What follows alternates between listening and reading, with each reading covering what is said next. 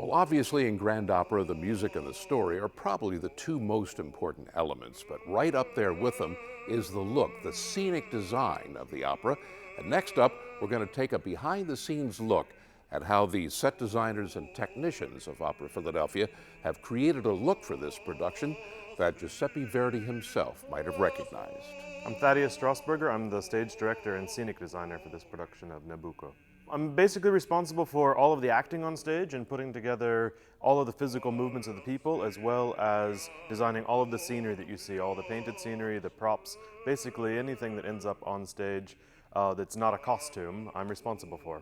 The scenic design for this is really personal to me. I wanted to really sort of explore the experience that I had working with my colleagues there at La Scala with Italian-style scene painting.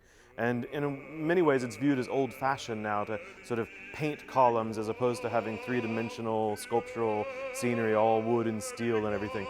But there was something about sort of going back to the artifice of that world that I found really exciting.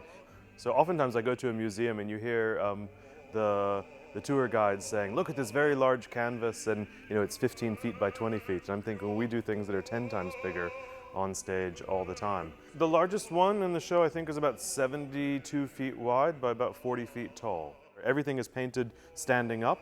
The canvas is on the floor and they have brushes that they make themselves on bamboo sticks that they're able to paint, so you get these sort of long gestures. But it's a real art in interpreting what's a very small detail into just the flick of the wrist that can sort of give a rhythm and a flow and a life and an energy to the scene painting when it's done. Lighting is really interesting because you think about illuminating something by getting light on it, but I think in theater it's oftentimes as much as what you don't see as what you do see. But with the lighting you can really concentrate people's attention in one place, or that you can sort of expand it out and you can really sort of have this sort of living, breathing quality to it, because lighting isn't just about color and location, but it's also about how it moves in time. A costume designer isn't just responsible for the clothes, but they're responsible for helping the singers create a character. How do you go from walking in off the street, getting off an airplane, jumping out of a taxi, to being the princess of Babylon? Or how do you become a Hebrew slave? Or how do you, all of these things we sort of slowly transform through creating character in the clothing. In this particular opera, we were very lucky. We had actual historical information about what the original costumes looked like. But more than the costumes, Maddie Ulrich, the costume designer, works together with me with the whole storytelling.